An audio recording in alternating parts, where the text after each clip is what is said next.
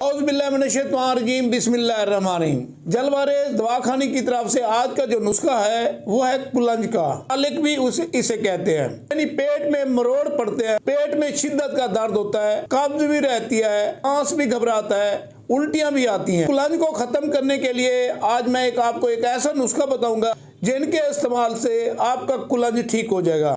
ना ही आपको दवाई खानी पड़ेगी, ना ही आपको दवाई पीनी पड़ेगी। सिर्फ हुक्का पीने से आपका कुलंज ठीक हो जाएगा। तो आपने करना क्या है, आपने तुखम केत लेनी है। तुखम केत को बारीक पाउडर करके हुक्के के अंदर रखकर उसके ऊपर ओपलों की आग रखनी है और उस हुक्के को आपने पीना है। उसका जो धुआं है वो भी आपने निकल जाना है, पीना है, बाहर नहीं निकालना। अब आप इसको पिएंगे तो इंशाअल्लाह अल्लाह के हुक्म से आपका कुलंज ठीक हो जाएगा और दोबारा आपको कुलंज का दर्द नहीं होगा।